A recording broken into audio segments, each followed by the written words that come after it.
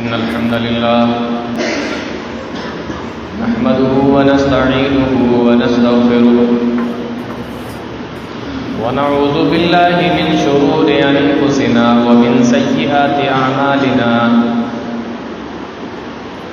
من يهده الله فلا مضل له ومن يضلل فلا هادي له وأشهد أن لا إله إلا الله وحده لا شريك له وأشهد أن محمدًا عبده ورسوله يا أيها الذين آمنوا اتقوا الله حق تقاته ولا تموتن إلا وأنتم مسلمون يا أيها الناس اتقوا ربكم الذي خلقكم من نفس واحدة وخلق منها زوجها وبث منهما رجالا كثيرا ونساء واتقوا الله الذي تساءلون به والأرحام إن الله كان عليكم رقيبا يا أيها الذين آمنوا اتقوا الله وقولوا قولا سديدا يصلح لكم أعمالكم ويغفر لكم ذنوبكم ومن يطع الله ورسوله فقد فاز فوزا عظيما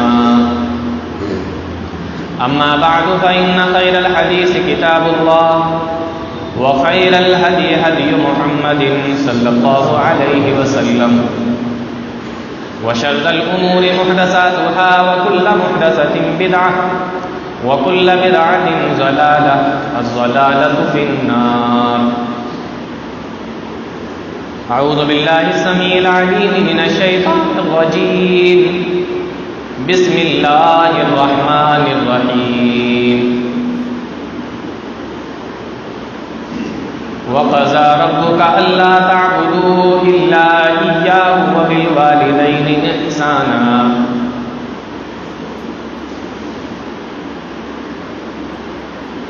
محترم علماء اکرام، معزز سامعین حضرات،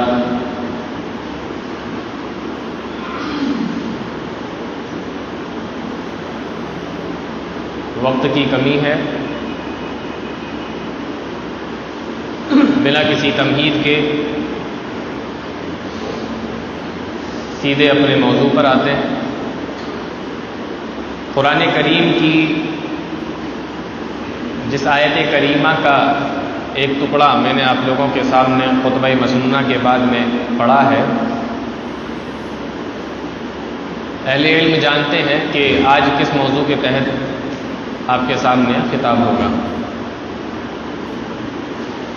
موضوع ہے والدین کے حقوق۔ قرآن کریم کو جب آپ پڑھیں گے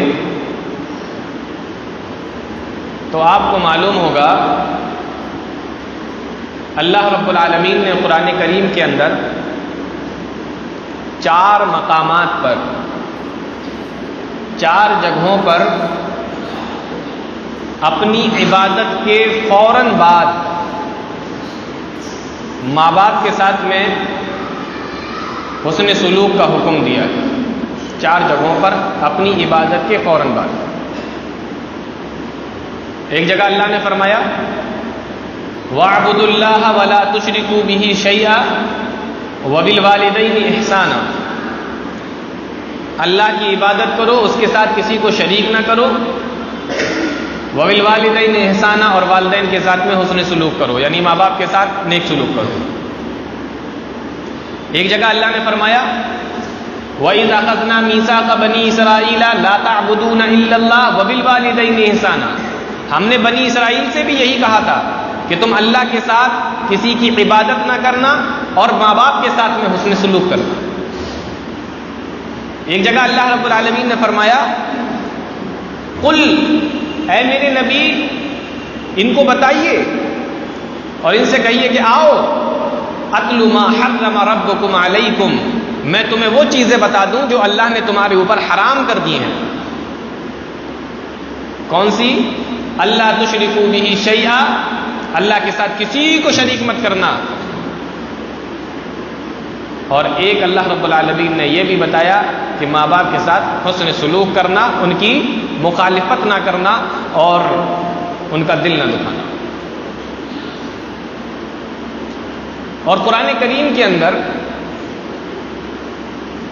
چوتھی جگہ ہے جہاں پر اللہ رب العالمین نے اپنی عبادت کے بعد ماں باپ کا ذکر کیا ہے. وَقَضَىٰ رَبُّكَ أَلَّا تَعْبُدُوا إِلَّا إِيَّاهُ وَبِالْوَالِدَيْنِ إِحْسَانًا. یہ چوتھی جگہ ہے. تمہارے رب نے یہ فیصلہ کر دیا، یہ فیصلہ ہو چکا کیا؟ اللہ تعبدوا الا ایاہ، اللہ کے علاوہ کسی اور کی عبادت مت کرو، اس کے علاوہ کسی اور کی عبادت نہ کرو. وبالوالدین احسانا، اور ماں باپ کے ساتھ میں حسن سلوک کرو. یہ چوتھی مقام ہے، چوتھی جگہ ہے جہاں پر اللہ رب العالمین نے اپنی عبادت کے فوراً بعد ماں باپ کا مقام بیان فرمایا ہے. اس سے اندازہ ہو سکتا ہے کہ والدین کا کیا مقام و مرتبہ ہے اسلام کے اندر، شریعت کے اندر، اور ہمارے اور آپ کی زندگی کے اندر. کیسے حسن سلوک کرنا ہے؟ اب اللہ رب العالمین اس آیت کے اندر بتا رہا ہے. فرمایا اما یبلغن عندک الکبر احدہما او کلاہما، اگر ان دونوں میں سے کوئی ایک یا دونوں تمہاری زندگی میں اپنے بڑھاپے کو پہنچ جائیں. لیکن جوانی کا ذکر نہیں کیا. جوانی میں ماں باپ اپنا خیال رکھ سکتے ہیں، لیکن بڑھاپے میں ان کو سہارے کی ضرورت پڑتی ہے. جیسے بچپنے میں ہمیں اور آپ کو ماں باپ کے سہارے کی ضرورت ہے، اسی طریقے سے بڑھاپے میں ماں باپ کو اپنے بچوں کے سہارے کی ضرورت ہے. تو یہاں بڑھاپے کا ذکر کیا. اس کا مطلب یہ نہیں ہے کہ اگر وہ جوان ہوں تو آپ جیسا چاہیں ان کے ساتھ سلوک کریں، نہیں، لیکن ضرورت چونکہ بڑھاپے میں زیادہ پڑتی ہے اس لیے بڑھاپے کا ذکر کیا جا رہا ہے. اما یبلغن عندک الکبر احدہما او کلاہما، ان میں سے کوئی ایک یا دونوں تمہاری زندگی میں اگر اپنے بڑھاپے کو پہنچ جائے. اچھا، قرآن کریم اللہ رب العالمین کی کتاب ہے، یہ ہم سب کا یقین ہے، ایمان ہے، اور ایسا ایمان ہے کہ اس کے اندر ذرہ برابر بھی شک نہیں. اب میں قرآن کریم کے تعلق سے آپ کو ایک بات بتاؤں. اس آیت کے اندر اللہ رب العالمین نے پہلے کہا اگر ان میں سے ایک یا دونوں بڑھاپے کو پہنچ جائیں. پہلے ایک کا ذکر ہے اور بعد میں دونوں کا ذکر ہے. آپ غور کر کے دیکھیے، یہاں پہلے ایک کا ذکر اس لیے ہے کہ اگر دونوں زندہ ہیں اور اگر بچوں کی طرف سے کوئی پریشانی ان کو پہنچ رہی ہے تو وہ اپنا غم آپس میں ایک دوسرے سے بانٹ سکتے ہیں.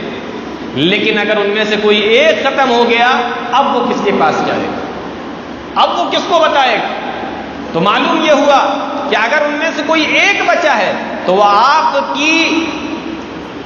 کے حسن سلوک کا اور زیادہ مستحق ہے. تو جو زیادہ مستحق ہے اللہ نے اس کو پہلے بیان فرمایا.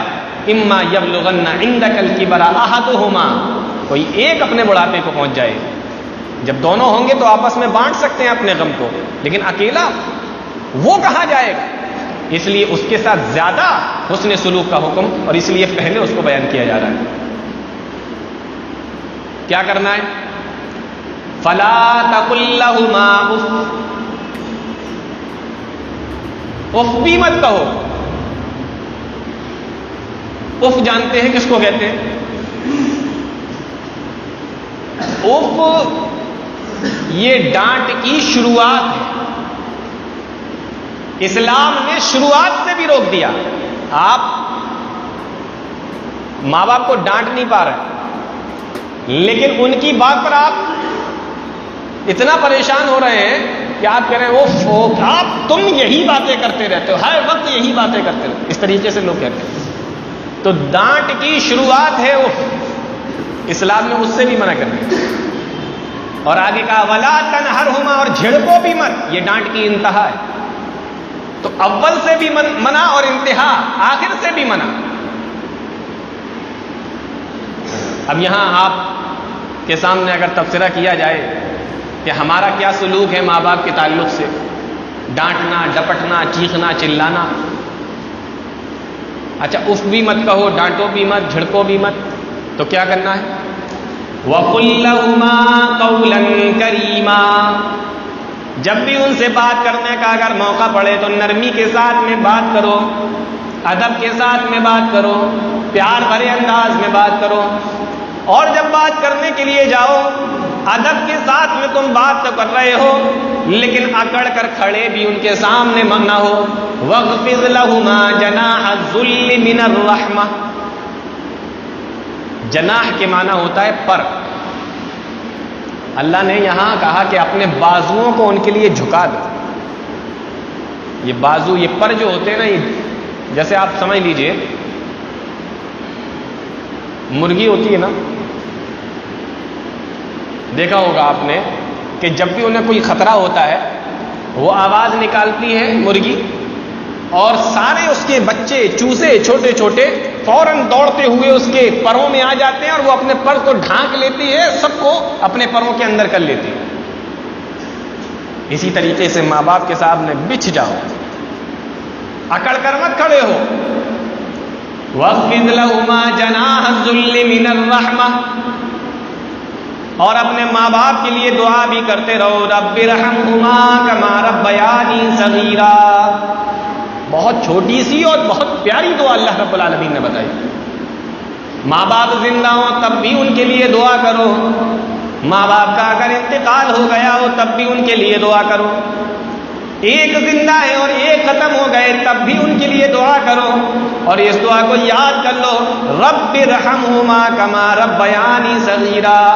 اے میرے پروردگار، میرے ماں باپ کے اوپر بھی تو اسی طریقے سے اپنی رحمت نازل فرما اور اپنا رحم فرما، جس طریقے سے بچپنے کے اندر انہوں نے اپنے رحم و کرم کے ساتھ مجھے پالا تھا۔ رب ارحمہما کما ربیانی صغیرا۔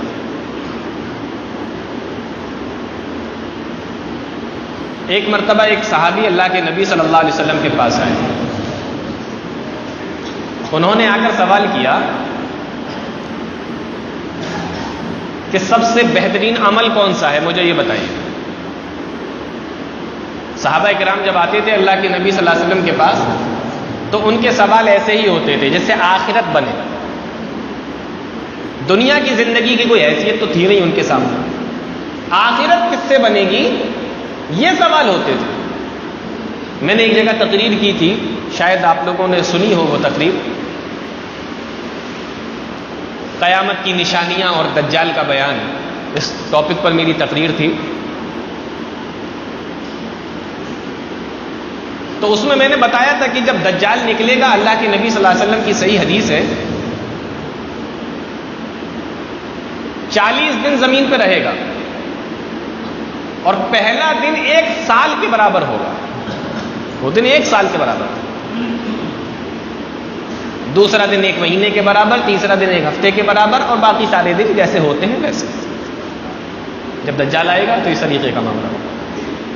صحابہ نے سوال کیا اللہ کے نبی صلی اللہ علیہ وسلم سے، اے اللہ کے نبی یہ بتائیے جو دن 1 سال کے برابر ہوگا تو ہمیں نمازیں کتنی پڑھنا ہے؟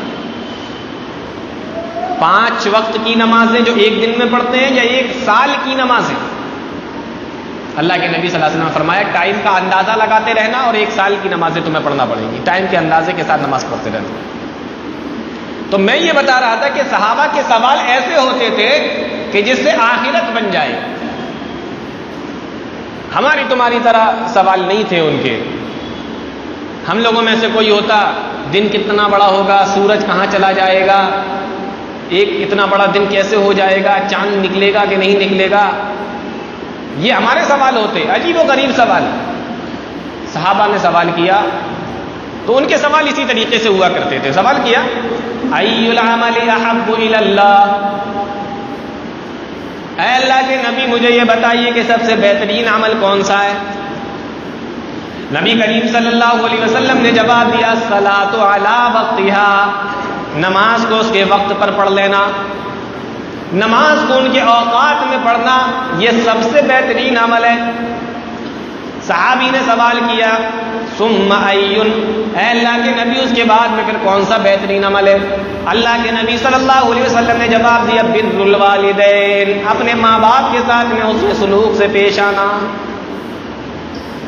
پہلا سوال حقوق اللہ کے تعلق سے، اللہ کے حقوق، نماز یہ اللہ کا حق ہے۔ دوسرا سوال اور اس کا جو جواب دیا اللہ کے نبی نے وہ حقوق العباد کے تعلق سے، یہ والدین کے حقوق، پہلا حقوق اللہ بعد میں حقوق العباد، پہلے اللہ کا حق پھر والدین کا حق۔ ایک بار اللہ کے نبی صلی اللہ علیہ وسلم کے پاس میں ایک آدمی آیا اور آ کر کہنے لگا اللہ کے نبی میں مسلمان ہونا چاہتا ہوں۔ آپ نے کہا کلمہ پڑھو مسلمان ہو جاؤ۔ اس نے کلمہ پڑھ لیا، مسلمان ہو گیا۔ کہا اللہ کے نبی اپنا ہاتھ آگے بڑھائیے۔ آپ نے پوچھا کیا معاملہ ہے؟ انی ابایعک علی الہجرہ، اے اللہ کے نبی میں اسلام تو قبول کر چکا ہوں، اب یہ چاہتا ہوں کہ آپ مجھے ہجرت کرنے کی بھی اجازت دے دیں، میں مکہ سے مدینہ چلا جاؤں، میں ہجرت بھی کر لوں، آپ مجھے ہجرت کی اجازت بھی دے دیں۔ ہجرت کا بہت بڑا مقام ہے نا، گھر، مال، اولاد، تجارت، کاروبار، سب کچھ اللہ کی راہ میں چھوڑ کر کسی دوسری جگہ پہ چلے جانا صرف اپنے ایمان کو اور اپنے اسلام کو بچانے کے لیے بہت بڑا سبب، اتنا بڑا سبب ہے۔ قرآن کریم کے اندر اللہ نے فرمایا کہ اگر کوئی نکلا اور وہاں تک پہنچ نہیں پایا، راستے میں موت آ گئی، تب بھی اس کو اتنا ہی اجر ملے، راستے میں بھی اگر ختم ہو۔ اتنا بڑا ثواب ہجرت کا کہ سب کچھ چھوڑ دیا۔ فرمایا انی ابایعک علی الہجرہ، اے اللہ کے نبی میں آپ سے بیعت کرنا چاہتا ہوں کہ آپ مجھے ہجرت کا حکم دے دیں، میں اللہ سے اجر چاہتا ہوں، میں اللہ سے جزا چاہتا ہوں، ثواب چاہتا ہوں۔ اللہ کے نبی صلی اللہ علیہ وسلم نے اس سے سوال کیا حل من والدیک، کیا تمہارے والدین میں سے احد حی، کوئی ایک زندہ ہے؟ وہ صحابی نے جواب دیا نعم کلاہما، اللہ کے نبی ایک نہیں میرے تو دونوں زندہ ہیں، یعنی ماں باپ دونوں زندہ ہیں۔ اللہ کے نبی صلی اللہ علیہ وسلم نے سوال کیا کیا تم یہ چاہتے ہو اللہ تمہیں بہترین اجر دے، ہجرت کا ثواب عطا فرمائے؟ قال نعم، صحابی جواب دیتے ہیں کہ اللہ کے نبی ہاں میں یہ چاہتا ہوں۔ اللہ کے نبی صلی اللہ علیہ وسلم نے فرمایا اپنے ماں باپ کے پاس میں چلے جاؤ اور ان کے ساتھ میں اس نے سلوک کرو، فاحسن صحبتہما، ان کے ساتھ میں نیک سلوک کرو، اللہ تمہیں ہجرت کا ثواب عطا فرمائے گا۔ کتنی پیاری چیز اللہ کے نبی نے بتا دی۔ ہجرت کا ثواب چاہیے تو کیا کرنا ہے؟ ماں باپ کے ساتھ میں حسن سلوک۔ ایک اور صحابی آئے اللہ کے نبی صلی اللہ علیہ وسلم، سوال کرتے ہیں، بڑی مشہور حدیث ہے۔ سوال کیا من احق الناس بحسن صحابتی، اے اللہ کے نبی مجھے یہ بتائیے میں سب سے زیادہ کس کے ساتھ میں نیک سلوک کروں، سب سے زیادہ کس کے ساتھ میں حسن سلوک سے پیش آؤں؟ اللہ کے نبی صلی اللہ علیہ وسلم نے جواب دیا امکا، اپنی ماں کے ساتھ میں نیک سلوک کرو، اپنی ماں کے ساتھ میں اچھے طریقے سے پیش آؤ۔ صحابی نے پھر سے سوال کیا ثم من، اے اللہ کے نبی اس کے بعد میں کس کے ساتھ میں نیک سلوک کروں، کس کے ساتھ میں اچھے طریقے سے پیش آؤں؟ تو میرے نبی نے جواب دیا قال امک، اپنی ماں کے ساتھ میں نیک سلوک کرو، اپنے ماں کے ساتھ میں اچھے طریقے سے پیش آؤ۔ صحابی نے تیسری مرتبہ میں سوال کیا اے اللہ کے نبی مجھے یہ تو معلوم ہو گیا کہ مجھے اپنی ماں کے ساتھ میں نیک سلوک کرنا ہے، اچھا سلوک کرنا ہے، مجھے اپنی ماں کے ساتھ میں اچھے طریقے سے پیش آنا ہے، یہ تو مجھے معلوم ہو گیا۔ اب اللہ کے نبی مجھے یہ بتا دیجیے کہ اب ان کے بعد میں کس کے ساتھ میں اچھا سلوک کروں؟ تو پیارے نبی نے ارشاد فرمایا امک، اپنی ماں کے ساتھ میں نیک سلوک کرو۔ 3 مرتبہ پوچھا، تینوں مرتبہ اللہ کے نبی صلی اللہ علیہ وسلم نے ماں کا نام لیا۔ چوتھی مرتبہ پھر اس نے سوال کیا اللہ کے نبی اس کے بعد میں کس کے ساتھ میں اس نے سلوک کروں؟ تو پیارے نبی نے ارشاد فرمایا ابو کا، اپنے والد کے ساتھ میں نیک سلوک کرو۔ معلوم یہ ہوا کہ ماں کا مرتبہ والد سے 3 گنا زیادہ ہے، والد سے 3 گنا زیادہ ہے ماں کا مرتبہ۔ حدیث کی شرح کرنے والوں نے لکھا کیونکہ ماں کے اوپر 3 دور ایسے گزرتے ہیں جو باپ پہ نہیں گزرتے۔ پالن پوشن ماں بھی کرتی ہے، باپ بھی کرتا ہے، دیکھ بھال ماں بھی کر رہی ہے، باپ بھی کر رہا ہے، لیکن ماں کے اوپر 3 دور ایسے گزرتے ہیں جو باپ پہ نہیں گزرتے۔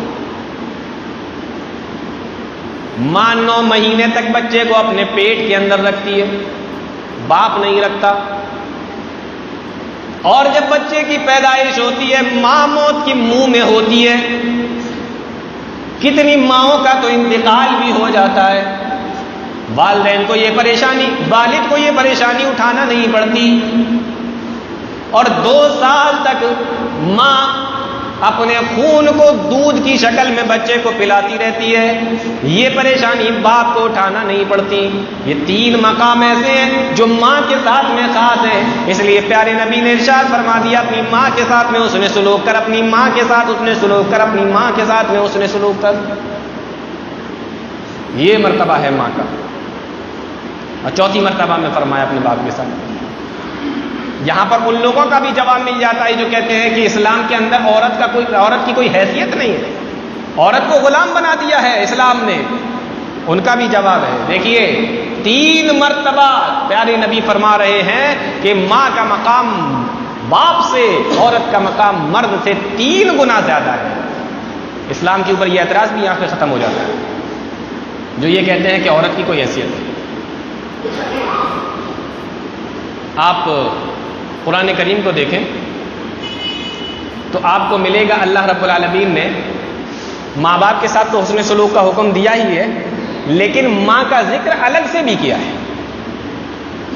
قرآن کریم کے اندر اللہ فرماتا ہے وَوَصَّيْنَا الْإِنسَانَ بِوَالِدَيْهِ حَمَلَتْهُ أُمُّهُ كُرْهًا وَوَضَعَتْهُ كُرْهًا وَحَمْلُهُ وَفِصَالُهُ 30 شَهْرًا۔ اللہ رب العالمین نے یہ وصیت کر دی کہ اپنے ماں باپ، اپنی ماں کے ساتھ میں حسن سلوک کرو۔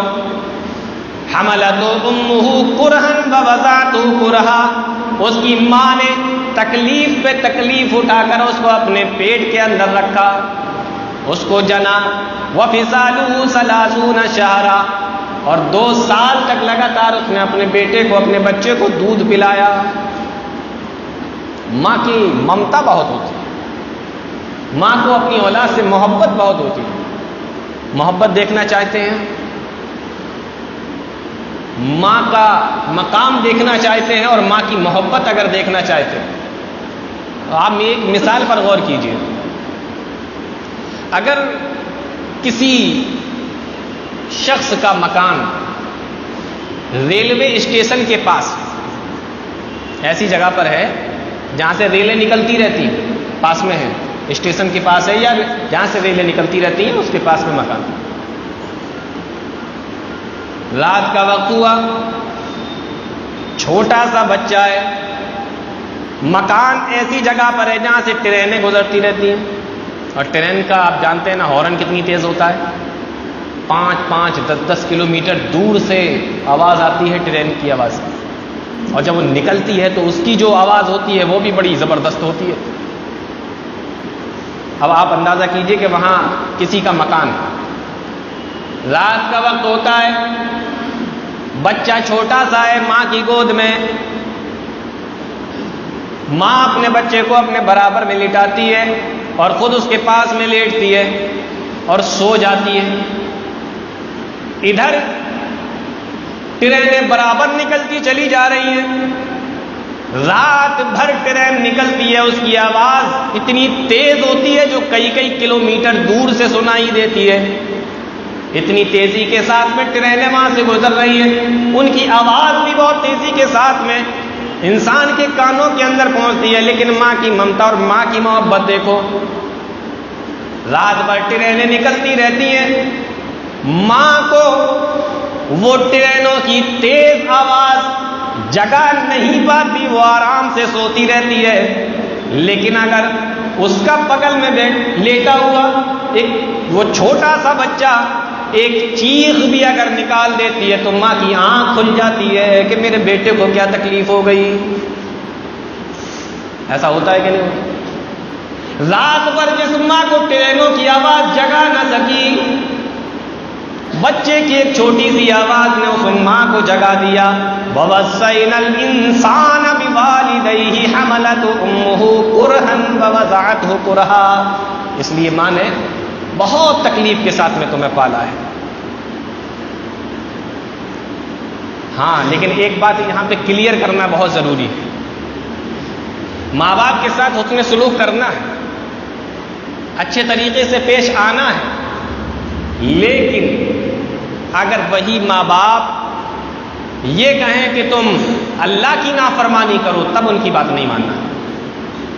وہ تم سے کہیں کہ شرک کرو، وہ تم سے کہیں بدعتیں کرو، وہ تم سے کہیں کہ حرام کام کرو، وہ تم کو حلال چیزوں سے روکے، پھر وہاں پر ماں باپ کی بھی بات نہیں ماننا، کیونکہ وہاں پر اب ماں باپ اور اللہ ان دونوں میں سے کسی ایک کو چوز کرنا ہے تو پھر اللہ رب العالمین کی طرف جائے. مسلم شریف کی ایک بڑی مشہور حدیث ہے، اور نبی کریم صلی اللہ علیہ وسلم کے ایک بہت ہی مشہور صحابی ہیں. نبی کریم صلی اللہ علیہ وسلم کے رشتے میں یہ ماموں بھی لگا کرتے تھے، جن کا نام حضرت سعد بن ابی وقاص رضی اللہ تعالیٰ عنہ ہے. کون بھول سکتا ہے، ایران انہوں نے فتح کیا تھا حضرت عمر کے زمانے میں. سعد بن ابی وقاص یہ مسلمان ہو گئے، اپنی ماں سے بہت محبت کرتے تھے، لیکن ماں مسلمان نہیں ہوئی. پہلے سمجھایا سعد بن ابی وقاص کو، ماں سمجھا رہی ہے میرے بیٹے اسلام سے باز آ جا، اسلام سے پھر جا، کفر کر، اسلام کو چھوڑ دے. ماں سمجھا رہی ہے، برابر ماں سمجھا رہی ہے، لیکن سعد بن ابی وقاص رضی اللہ تعالیٰ نے اس کو منع کر دیتے ہیں. ماں نے ایک دن سمجھ لیا کہ یہ ایسے چھوڑے گا نہیں، دھمکی دی اور کہتی ہے لا اطعم طعاما ولا شرابا حتى اموت او تکفرا. اللہ کی قسم آج سے میں کھانا بھی نہیں کھاؤں گی، پانی بھی نہیں پیوں گی، یہاں تک کہ مر جاؤں، یا تو اسلام سے پھر جا، اسلام سے باز آ جا. اور دیکھ اگر میں مر گئی، دنیا کے اندر لوگ تجھے تانے دیا کریں گے کہ بڑا پکا نمازی بنا پھرتا ہے، بڑا مسلمان بنا پھرتا ہے، لیکن ہے تو اپنی ماں کا قاتل. اس کی ماں نے اس کی وجہ سے جان دے دی، اس کی ماں اس کی وجہ سے مر گئی، لوگ تجھے تانے دیا کریں گے. اور عرب کے لوگ نار پسند کرتے تھے، آر پسند نہیں کرتے تھے. اللہ کی آگ تو انہیں پسند ہوتی تھی، لوگوں کے تانے انہیں پسند نہیں ہوتے تھے. ابو طالب نے اسی وجہ سے اسلام قبول نہیں کیا کہ ہم تانے نہیں سن پائیں گے مرنے کے بعد، کہ چلتے وقت اپنے باپ کے دین عبد المطلب سے پھر گیا تھا. ہمیں اللہ کی نار پسند ہے، لوگوں کی آر پسند نہیں. اب سعد بن ابی وقاص سے کہہ رہی ہے ماں لا تموت طعاما ولا شرابا حتى اموت او تکفر. میں آج سے کھانا بھی نہیں کھاؤں گی، پانی بھی نہیں پیوں گی، یہاں تک کہ مجھے موت آ جائے یا تو اسلام کا انکار کر دے. سعد بن ابی وقاص رضی اللہ تعالیٰ عنہ بہت پریشان ہے جب ماں نے اس طریقے کی دھمکی دی. دیکھیے ایمان اور اسلام کس کو کہتے ہیں؟ اپنی ماں سے کہتے ہیں یا اماہ لو كانت لك مئة نفس فخرجت نفسا نفسا ما تركت دینی هذا. اے ماں تو اپنی جان دینے کی بات کر رہی ہے، یہ تو تیری ایک جان ہے. اگر اللہ رب العالمین نے تجھے 100 جانیں بھی عطا کی ہوتی اور ایک ایک کر کے تو اپنی 100 جانیں بھی دے دیتی، تب بھی میں اس دین سے پھرتا نہیں، باز نہیں آتا، میں اس دین کو نہیں چھوڑتا. اب تیری مرضی ہے، تو چاہے تو کھائے اور تو چاہے تو نہ کھائے. ان شئت کلی و ان شئت فلا تاکلی. مسلم کی روایت ہے، کہا کہ تو چاہے کھا چاہے مت کھا، لیکن میں اسلام سے پھر نہیں سکتا، پاس نہیں آ سکتا. تو اللہ رب العالمین نے ارشاد فرمایا کہ ماں باپ کے ساتھ میں حسن سلوک کرو، لیکن اگر وہ نافرمانی کا حکم دے فلا تطیعہما، تو تم ان کی بات مت مانو. یہ کلیئر کرنا بہت ضروری، ورنہ لوگ یہ سوچیں گے کہ اتنا بڑا مقام و مرتبہ ہے تو لاؤ حرام کا بھی کام کر دیتے ہیں، حرام بھی کر لیتے ہیں. ہاں جہاں پر اللہ اور اس کے رسول کی نافرمانی آ جائے وہاں پر بات نہیں ماننا، لیکن حسن سلوک ان کے ساتھ میں کرنا ہے. ماں باپ کے ساتھ میں اگر نیک سلوک کیا جائے تو تو اس کا فائدہ دنیا میں بھی ہوتا ہے اور آخرت میں بھی ہوتا ہے۔ بخاری شریف کی ایک بڑی مشہور حدیث ہے، ایک مرتبہ 3 آدمی کسی جنگل کے علاقے سے، پہاڑیوں کے علاقے سے نکل کے جا رہے تھے۔ اچانک خوب تیز بارش ہونے لگی۔ انہوں نے سوچا کہ بچیں کیسے بارش سے؟ بارش سے بچنے کے لیے ایک پہاڑ کی ایک غار تھی، اسی کے اندر داخل ہو گئے۔ بارش بند ہو جائے گی، نکل کے چلے جائیں گے۔ اب وہ جیسے ہی ان کے اندر گئے تینوں، حدیث کے اندر آتا ہے فَانْحَدَرَتْ صَخْرَةٌ مِّنَ الْجَبَلِ، ایک بڑی سی چٹان پہاڑ کے اوپر سے لڑکتی ہوئی آئی اور اس غار کے منہ پر آ کے رک گئی۔ پورے پیک ہو گئے، اندر سے بند ہو گئے۔ سوچنے لگے کہ مرنے کے بعد آدمی قبر میں جاتا ہے، یہ تو ہم زندے ہی میں قبر میں پہنچ گئے۔ ہم تو سوچ رہے تھے یہاں ہماری جان بچ جائے گی، لیکن یہ تو زندہ ہی قبر کے اندر پیک ہو گئے۔ ہم تینوں نے مل کے ہمت کی، لیکن وہ چٹان کو ٹس سے مس نہیں کر سکے، ہلا تک نہیں سکے۔ آپس میں مشورہ کیا کہ ایک کام کرو، اگر دنیا میں کبھی کوئی نیک عمل کیا ہو تو اللہ رب العالمین سے اسی نیک عمل کے ذریعے سے دعا مانگو۔ تو اس میں سے ایک آدمی آگے بڑھتا ہے، کہنے لگا اے میرے پروردگار، تو جانتا ہے میرے یہاں ایک مزدور کام کیا کرتا تھا، جب شام کو مزدوری دینے کی باری آئی، مجھ سے وہ کسی بات پہ ناراض ہو گیا اور اپنی مزدوری چھوڑ کے وہ چلا گیا۔ میں نے اس کی مزدوری سے تجارت کرنا شروع کی اور دھیرے دھیرے میں بہت بڑا آدمی بن گیا۔ میرے پاس میں بہت سارا سامان ہو گیا، غلہ میرے پاس میں، جانور میرے پاس میں، اور پھر میں نے اسی پیسے کو بڑھاتے بڑھاتے یہاں تک کہ میں نے غلام تک خرید لیے۔ کافی دن ہو گئے، مہینوں برسوں گزر گئے۔ ایک دن وہ میرے پاس میں آیا اور آ کر کہنے لگا اے اللہ کے بندے، کیا تو مجھے جانتا ہے؟ میں نے کہا ہاں میں تجھے جانتا ہوں، تو وہی مزدور ہے جو اپنی مزدوری لے کر نہیں گیا تھا۔ کہنے لگا میں آج تیرے پاس میں مزدوری لینے کے لیے آیا ہوں، میں بہت پریشان ہوں۔ یہ آدمی بولا یہ جتنی بھی بھیڑ بکریاں تم دیکھ رہے ہو، غلام جو تم سارے دیکھ رہے ہو، یہ سب تمہارے ہیں، تم لے جاؤ۔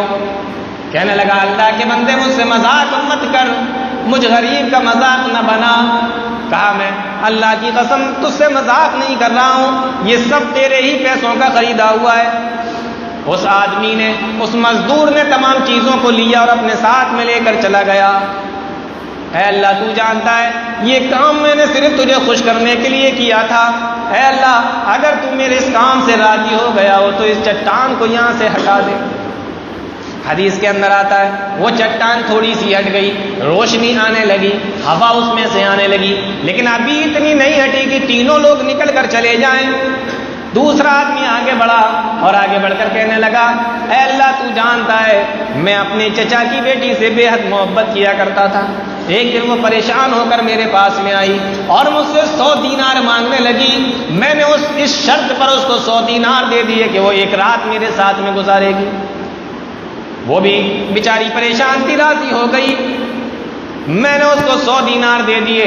رات کا وقت آیا، اندھیرا ہے، کمرے کے اندر دونوں موجود ہیں، گناہ کر سکتے ہیں، کوئی منع کرنے والا نہیں، ٹوکنے والا نہیں، کسی کا ڈر نہیں۔ اس عورت نے صرف اتنا کہہ دیا او اللہ کے بندے، جس چیز کو اللہ نے نکاح کے ساتھ میں حلال کیا ہے تو اس کو بغیر نکاح کے حلال مت کر، اللہ سے ڈر جا۔ میں اس کے پاس سے فوراً ہٹ گیا اور میں نے 100 دینار کی تھیلی بھی اس کے لیے معاف کر دی کہ تو اللہ کے لیے اس کو رکھ لے۔ اے میرے پروردگار، یہ کام صرف میں نے تیری رضا کی خاطر کیا تھا، اے اللہ اس چٹان کو تو ہٹا لے۔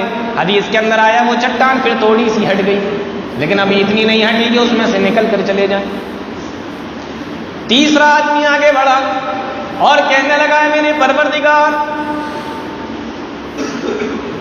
اللہم ان کان لی ابوان شیخان کبیران، اے اللہ میں غریب آدمی ہوں، بکریاں چرانے جاتا ہوں اور جب وہاں سے واپس لوٹ کر آتا ہوں ان کا دودھ نکالتا ہوں، دودھ نکالنے کے بعد سب سے پہلے میں اپنے ماں باپ کو پلاتا ہوں اور اس کے بعد میں اور میرے بیوی بچے پیتے ہیں۔ اے اللہ تو جانتا ہے، ایک مرتبہ میں اپنی بکریوں کو لے کر آگے نکل گیا، جب تک واپس ہوا تو کافی رات ہو چکی تھی۔ میں نے جلدی سے اپنی بکریوں کا دودھ نکالا اور دودھ نکال کر پیالے کو لے کر جب میں اپنے ماں باپ کے پاس میں پہنچا تو میرے ماں باپ بھوکے سو چکے تھے۔ میں پیالہ پکڑ کے ان کے پاس میں کھڑا ہوا ہوں کہ اٹھاتا ہوں تو نیند کھل جائے گی اور اگر نہیں اٹھاتا ہوں تو بھوکے سوتے رہیں گے۔ میں دودھ کا پیالہ لے کر کھڑا تھا، میری بیوی نے مجھ سے کہا کہ تم بھی پی لو، مجھے بھی پلا دو، ماں باپ جب اٹھ جائیں گے تو ان کو پلا دینا۔ لیکن اے میرے پروردگار، میں نے اپنے ماں باپ سے پہلے نہ خود پینا گوارا کیا اور نہ اپنی بیوی کو پلانا گوارا کیا۔ میں رات میں ایسے ہی کھڑا رہا، رات کے کسی حصے میں میرے ماں باپ کی آنکھ کھلی، مجھے دودھ کا پیالہ لے کر کھڑا ہوا دیکھا، مجھے دعا دی اور مجھ سے دودھ کا پیالہ لے کر میرے ماں باپ نے پی لیا۔ اللہم ان کنت فعلت ذلک ابتغاء وجہک ففرج عنا ما نحن فیہ، اے میرے پروردگار اگر یہ کام میں نے تیری خوشنودی کے لیے کیا ہو تو اس چٹان کو یہاں سے ہٹا دے۔ اللہ کے نبی صلی اللہ علیہ وسلم ارشاد فرماتے ہیں تیسرے آدمی نے جب دعا مانگی تو وہ چٹان وہاں سے لڑکتی ہوئی نیچے چلی گئی۔ یہ ہے ماں باپ کے ساتھ حسن سلوک ادے کی جان پہ بنائی تھی، موت اور زندگی کے کشمکش میں پھنس گئے تھے، لیکن ماں باپ کی دعا وہاں پر کام آئی اور ماں باپ کی خدمت وہاں پر کام آ گئی اور اللہ رب العالمین نے موت کے منہ سے ان کو نکالی۔ سمجھ میں آ رہا ہے کچھ؟ دیکھیے، نبی کو جس نے دیکھا اس کو صحابی کہتے ہیں۔ حالت ایمان میں دیکھا تو ابو جہل نے بھی تھا، ابو لہب نے بھی تھا، لیکن حالت ایمان یعنی اسلام بھی لایا ہو اور اس نے نبی کو دیکھا ہو تو اس کو صحابی کہتے ہیں، اور اسلام ہی کی حالت میں پھر انتقال بھی ہو گیا۔ یہ نہیں کہ دیکھا اسلام لے آئے پھر اسلام سے پھر گئی تو وہ صحابی نہیں ہے، دیکھا اسلام لائے، دیکھا نبی کو اور اس کے بعد میں اسلام ہی کی حالت میں اس کا انتقال بھی ہوا۔ اور اگر مان لیجیے کوئی نابینا ہے، دیکھا نہیں ہے لیکن نبی کے ساتھ بیٹھا ہے، اٹھا ہے، وہ بھی صحابی۔ کچھ لوگ ایسے تھے نبی کے زمانے میں جو نبی پر ایمان تو لائے لیکن نبی کو دیکھا نہیں انہوں نے، کیونکہ کبھی ایسا موقع نہیں آیا کہ وہ نبی کے پاس مکہ یا مدینہ آ جائیں اور نبی کو دیکھ لیں یا نبی کے ساتھ بیٹھ جائیں، تو ایسے لوگوں کو صحابی نہیں کہتے۔ اللہ کے نبی کے زمانے میں ہوں، اسلام بھی لائے ہوں، لیکن کبھی نبی کے ساتھ بیٹھنے اٹھنے کا دیکھنے کا موقع نہیں ملا تو ایسے آدمی کو مخضرم کہتے ہیں۔ کیا کہتے ہیں؟ مخضرم، یعنی وہ مسلمان جو نبی کے زمانے میں تھے لیکن نبی کو دیکھ نہیں سکے، نبی کے ساتھ صحبت نہیں، ان کو مخضرم کہتے ہیں۔ انہی بہت سارے لوگوں میں ایک کا نام تھا اویس قرنی، نام سنا ہے؟ اویس قرنی، مسلم شریف کی روایت۔ ایک مرتبہ اللہ کے نبی صلی اللہ علیہ وسلم نے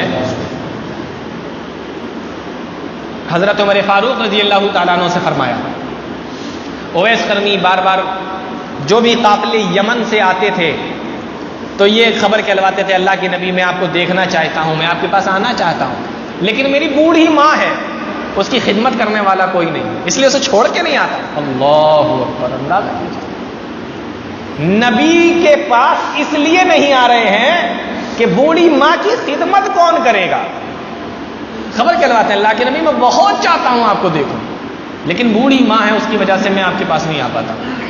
اللہ کے نبی بھی فرماتے ہیں اویس اپنی بوڑھی ماں کو چھوڑ کے مت آؤ، خدمت کرو، یہاں نہیں تو اللہ وہاں تمہیں دکھا دے گا، لیکن بوڑھی ماں کو مت چھوڑو۔ اور جانتے ہیں اللہ کے نبی صلی اللہ علیہ وسلم نے ان کی کیا فضیلت بیان فرمائی ماں کی خدمت کرنے کی وجہ سے؟ مسلم شریف کی روایت اٹھا کر دیکھو، نبی کریم صلی اللہ علیہ وسلم فرماتے ہیں کس سے؟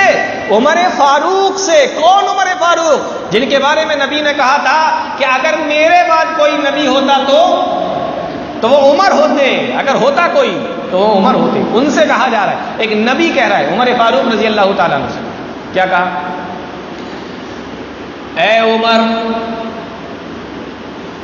یمن کے اندر ایک قبیلہ ہے جس کو قرن کہا جاتا ہے، وہاں پر میرا ایک مسلمان ساتھی رہتا ہے جس کا نام اویس ہے، پورے بدن میں کوڑ کی بیماری تھی، برس کی بیماری تھی، سفید داغ ہو جاتے نا پورے بدن میں برس کی بیماری، کوڑ کی بیماری تھی، لیکن وہ اپنی ماں کی خدمت کیا کرتا تھا تو ماں اس کے لیے دعا کیا کرتی تھی۔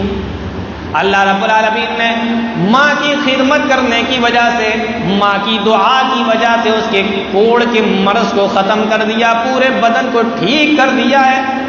صرف 1 درہم کے برابر ایک جگہ پہ نشان باقی رہ گیا ہے، نشانی کے طور پر پوری بیماری کو ختم کر دیا۔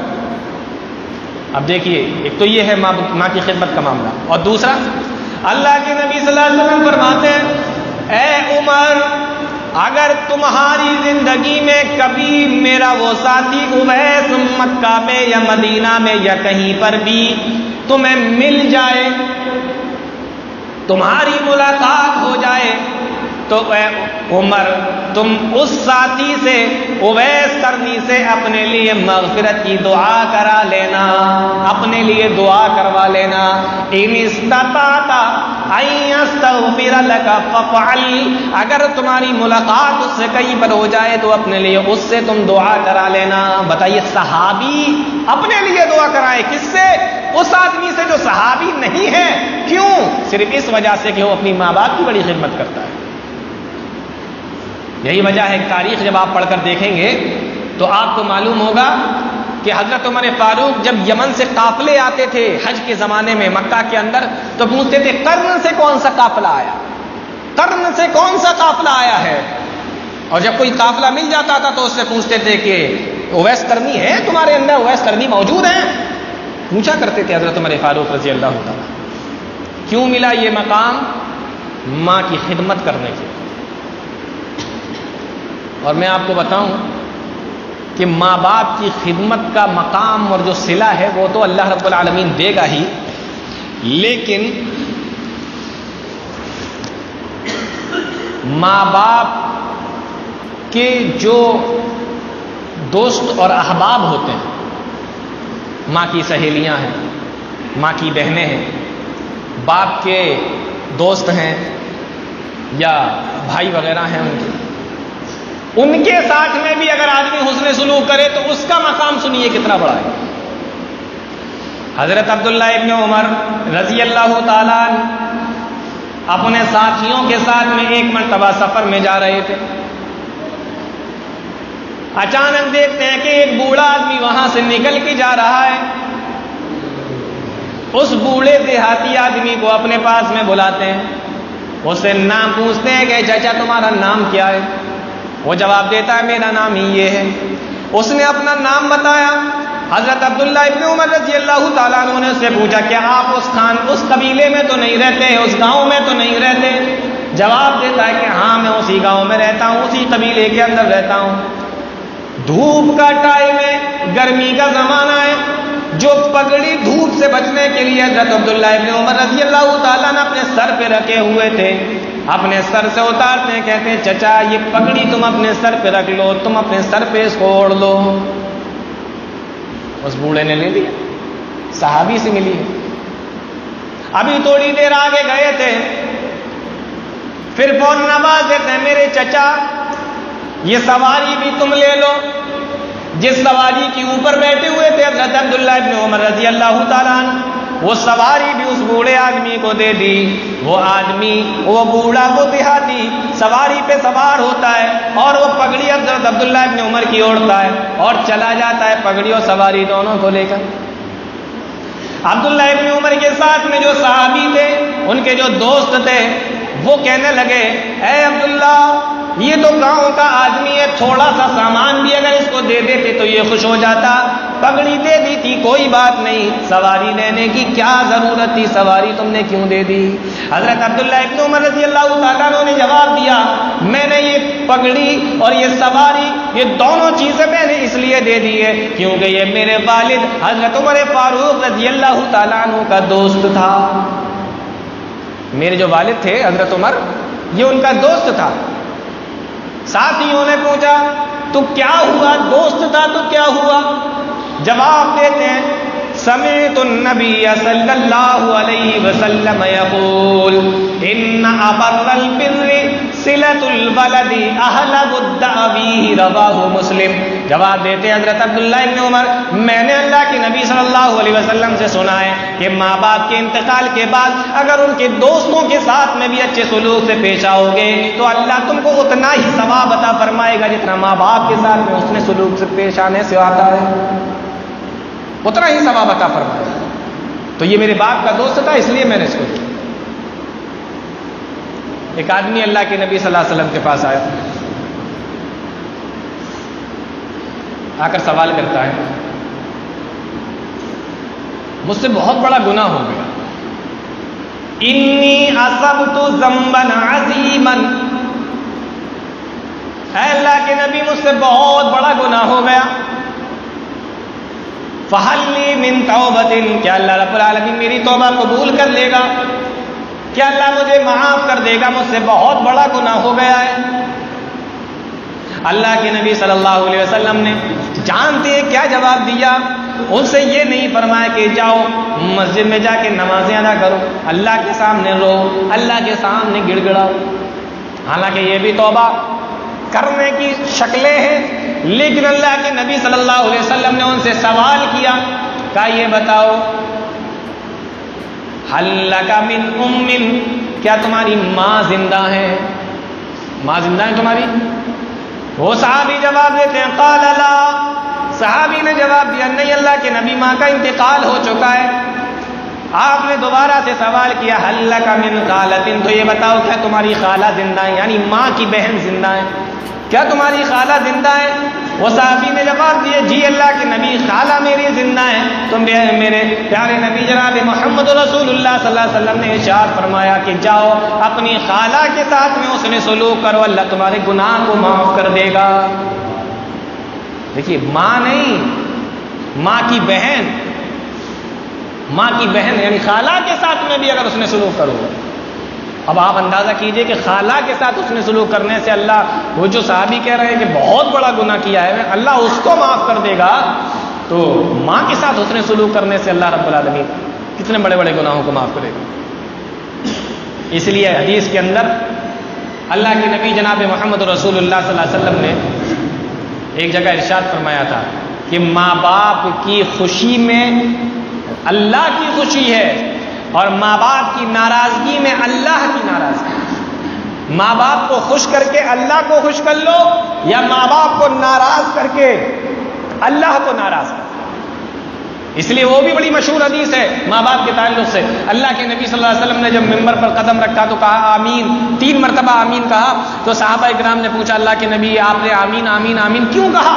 اللہ کے نبی صلی اللہ علیہ وسلم نے ان کو جواب دیا کہ میں نے کیوں کہا، اس میں سے آپ نے یہ بھی بتایا کہ میں نے آمین اس لیے کہا کہ میرے پاس جبرائیل امین آ کر یہ کہہ رہے تھے اللہ اس کو برباد کر دے جو اپنے ماں باپ کو یا ماں کو یا باپ کو یا دونوں کو یا ایک کو اپنی زندگی میں پائے اور ان کی خدمت کر کے اپنے آپ کو جنتی نہ بنوا سکے، اللہ اس کو برباد کر.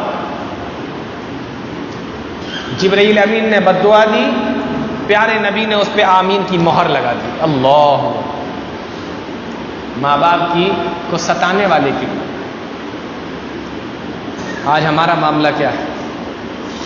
کوئی باپ کو گالی دے رہا ہے، کوئی ماں کو گالی دے رہا ہے، چلا رہا ہے، جھڑک رہا ہے. ایک مرتبہ اللہ کے نبی صلی اللہ علیہ وسلم نے فرمایا جانتے ہو بڑے گناہوں میں سے ایک بڑا گناہ میں تمہیں بتاؤں، ان من اکبر الکبائر، میں بتاؤں تمہیں بہت بڑے بڑے گناہوں میں سے ایک بڑا گناہ. اللہ کے نبی بتائیے. نبی نے ارشاد فرمایا ان یلعن الرجل والدیہ، آدمی اپنے ماں کو باپ کو یا ماں باپ کو برا بھلا کہے، گالی دے. صحابہ حیران ہو گئے، اللہ کے نبی کوئی اپنے ماں باپ کو بھی گالی دے سکتا ہے، کوئی اپنے ماں باپ کو بھی برا کہہ سکتا ہے؟ صحابہ تو اس چیز کا تصور بھی نہیں کر سکتے تھے، گالی دے سکتا ہے. اور آج گالی چھوڑیے لوگ مرڈر کر دیتے ہیں، قتل کر دیتے ہیں، جان سے مار دیتے ہیں.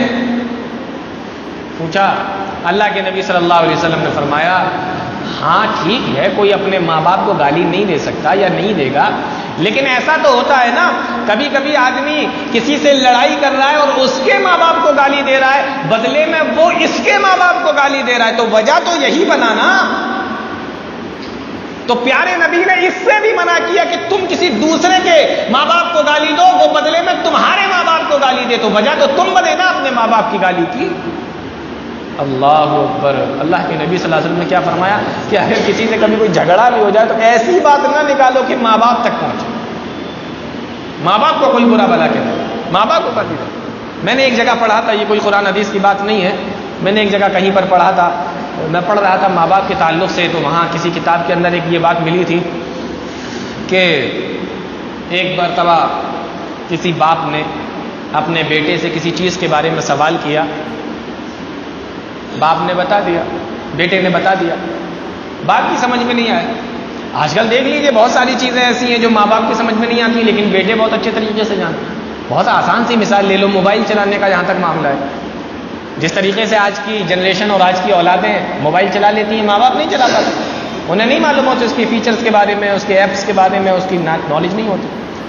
تو کسی چیز کے بارے میں بیٹے سے باپ نے سوال کیا، اس نے بتا دیا، دوبارہ سوال کیا نہیں سمجھ میں آیا، دوبارہ سے پوچھ لیا، بیٹے نے دوبارہ بتا دیا، پھر نہیں سمجھ میں آیا، بھول گیا، نہیں سمجھ پایا، بڑھاپا ہے۔ پھر تیسری مرتبہ سوال کیا، بیٹا ذرا اس کے بارے میں بتاؤ، یہ سمجھاؤ ذرا مجھے۔ بیٹا جھڑک کر کہتا ہے، کیا سٹیا گئے ہو؟ سمجھ میں نہیں آ رہا تمہارے، کب سے تو تمہیں سمجھا رہے ہیں، کتنی بار تمہیں بتا چکے ہیں، سمجھ میں نہیں آتا تمہارے؟ باپ نے کہا کہ بیٹا وہ الماری میں ایک ڈائری رکھی ہے، اس کو نکال کے لاؤ۔ ڈائری نکلوائی، کھولا اس کو اور کہا کہ بیٹا ذرا یہ پڑھ کے دکھاؤ ذرا۔ جانتے ہیں ڈائری کے اندر کیا لکھا ہوا؟ لکھا ہوا تھا کہ جب میرا بیٹا چھوٹا سا تھا،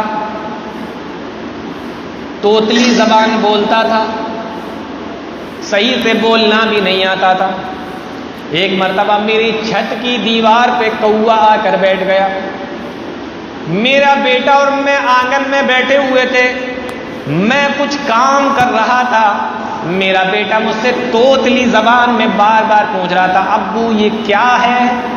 اور میں ہر بار اس کو بتا رہا تھا، بیٹا یہ کوا ہے۔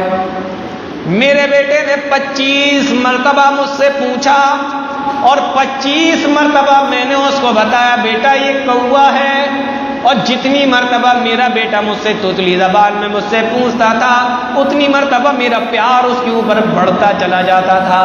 اور آج جب میں بوڑھا ہو گیا ہوں تو میرا بیٹا 3 مرتبہ ہی میں مجھے جھڑک رہا ہے۔ ماں باپ کا بہت ہی اہم معاملہ ہے میرے دوستو۔ ارے اللہ اکبر، اسلام کتنا پیارا مذہب ہے، آپ پڑھ کر دیکھیے۔ اپنے ماں باپ کے ساتھ میں حسن سلوک کا اسلام حکم دیتا ہے، اور دشمن بھی ہو اس کے ساتھ میں بھی حسن سلوک کا اسلام حکم دیتا ہے۔ وہ واقعہ اٹھا کر دیکھیے آپ، منافق کا سردار، منافقوں کا سردار، رئیس المنافقین عبداللہ ابن ابی، جو ہمیشہ یہ چاہتا تھا کہ مسلمانوں میں اختلاف ہو کسی بھی طریقے سے، اسلام کو دبانے کی ہمیشہ کوشش کرتا رہا۔ ایک مرتبہ کسی سفر سے اللہ کے نبی صلی اللہ علیہ وسلم آ رہے ہیں، راستے میں پڑاؤ ڈالا ہوا ہے، غور سے سنیے گا، راستے میں پڑاؤ ڈالا ہوا ہے۔ اب وہ یہ سوچ رہا ہے کہ کسی طریقے سے انصار و مہاجرین میں لڑائی ہو جائے، بھڑکاؤ باتیں کر رہا ہے، لیکن کوئی موقع نہیں مل پا رہا ہے اس کو۔ ایک جگہ انصار کے کچھ غلام اور مہاجرین کے کچھ غلام اپنے اونٹوں کو لے جا کر اسی پڑاؤ میں جو سفر سے واپس آ رہے تھے، اپنے اونٹوں کو لے جا کر پانی پلانے کے لیے گئے۔ اب غلام تو غلام ہے، آپس میں کسی بات میں جھگڑ پڑے، آپس میں کسی بات میں جھگڑ پڑے۔ مہاجرین کے جو غلام تھے انہوں نے پکارا، یا للمہاجرین، اے مہاجروں دوڑو۔ انصاریوں کے جو غلام تھے انہوں نے بھی پکارا، یا للانصار، اے انصاری صحابہ دوڑو۔ ادھر سے مہاجرین دوڑے، کیا بات ہو گئی، ادھر سے انصار دوڑے کہ کیا بات ہو گئی، اور قریب تھا کہ دونوں میں لڑائی ہو جائے۔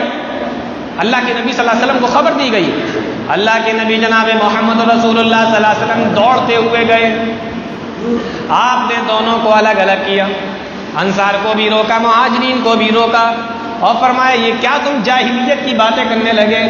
یہ تو تم جاہلیت میں آپس میں لڑا کرتے تھے، اسلام تو تمہیں آپس میں اتفاق کا حکم دیتا ہے، بھائی بھائی کی طریقے سے رہنے کا حکم دیتا ہے۔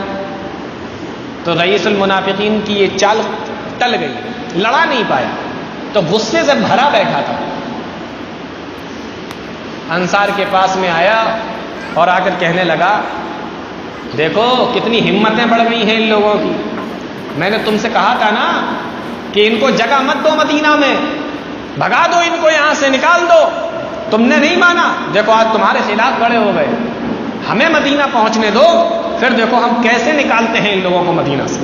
یہ کہا، قرآن نے اس کے الفاظ نقل کیے، یقولون لئن رجعنا الى المدینۃ لیخرجن الاعز منها الاذل، عزت والے ذلیل لوگوں کو مدینہ سے نکال دیں گے مدینہ پہنچنے کے بعد، یعنی جو مدینہ کے رہنے والے وہ عزت والے ہیں، اور پیارے نبی اور ان کے ساتھی جو مکہ سے آئے تھے وہ عزت والے نہیں بلکہ ذلت والے، ان کو نکال دیا جائے گا۔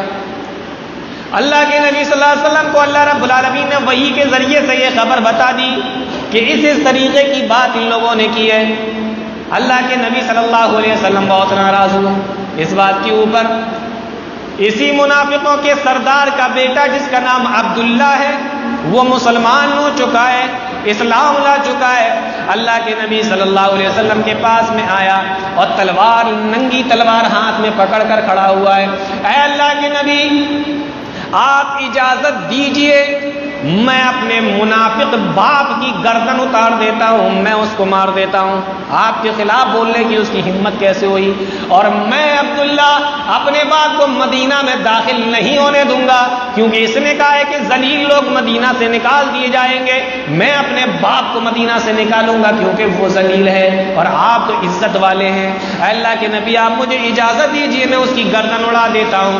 دیکھیے ایسے موقع پر بھی اللہ کے نبی جناب محمد رسول اللہ صلی اللہ علیہ وسلم نے ارشاد فرمایا، اے عبداللہ جاؤ اپنے ماں باپ، اپنے باپ کے ساتھ میں حسن سلوک سے پیش آؤ، باپ ہے وہ تمہارا۔ جی ایسے موقع پر بھی اللہ کے نبی صلی اللہ علیہ وسلم کیا فرمایا؟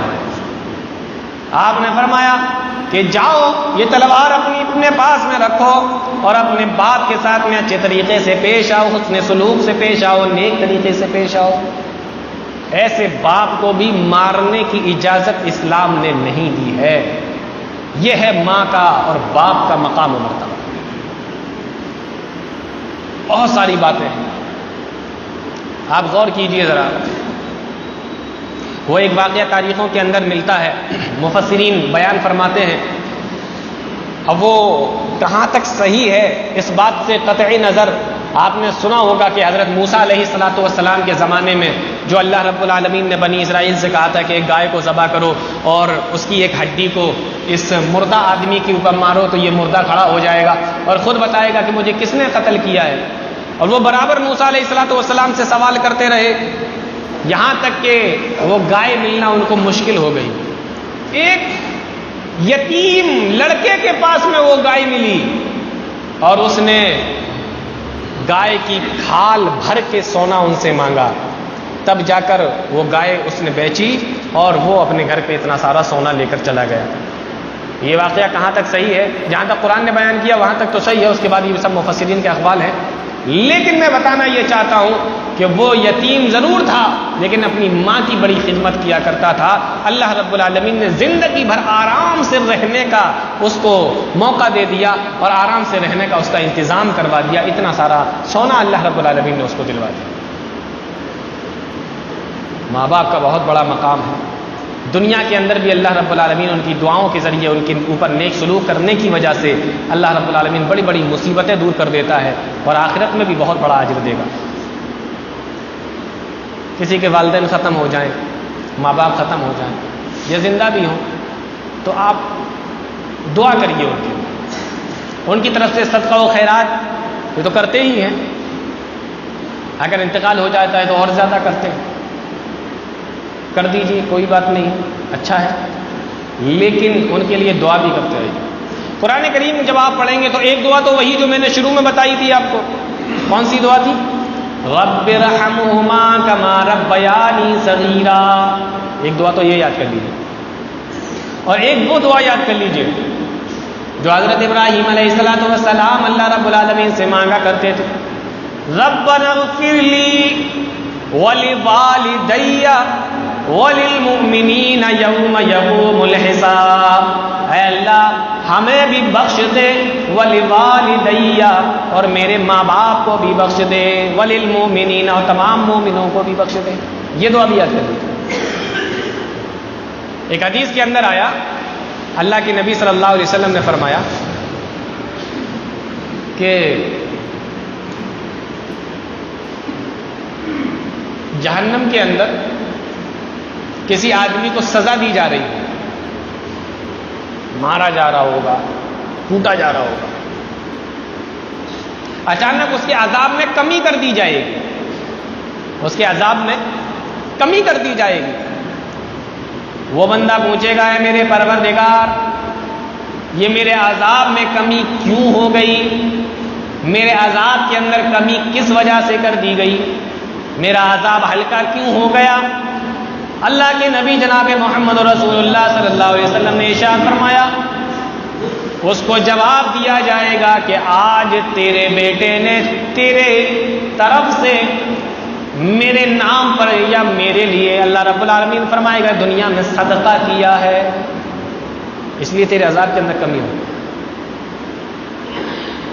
اور ایک حدیث کے اندر آیا، جنت میں اللہ رب العالمین ایک جنتی کے مقام کو بڑھا دے گا، درجات کو بلند کر دے گا. پوچھے گا، میرے پروردگار، یہ نعمتیں مجھے کس لیے ملی؟ یہ انعام میرے اوپر کس وجہ سے ہوا؟ تو جواب دیا جائے گا، آج تیری طرف سے تیری اولاد نے صدقہ و خیرات کیا ہے، اس کی وجہ سے اللہ رب العالمین نے تیرے یہ درجات کو بلند کر دیا ہے. تو ماں باپ جو ہے نا، اس لیے اللہ کے نبی صلی اللہ علیہ وسلم نے ایک جگہ ارشاد فرمایا کہ ماں باپ جو ہیں، یہ ماں اور ماں باپ کی خدمت کرنا اور ماں باپ کی دیکھ بھال کرنا، اگر ان کو راضی کر لیا تو اللہ کو راضی کر لیا، اور اگر یہ ناراض ہو گئے تو اللہ ناراض ہو. بخاری شریف کی وہ حدیث دیکھی کتنی مشہور ہے. وہ اللہ کے نبی صلی اللہ علیہ وسلم کے زمانے سے پہلے ایک عیسائی عالم تھے، جریج جن کا نام تھا، بڑے نیک آدمی تھے، بہت نیک آدمی. جریج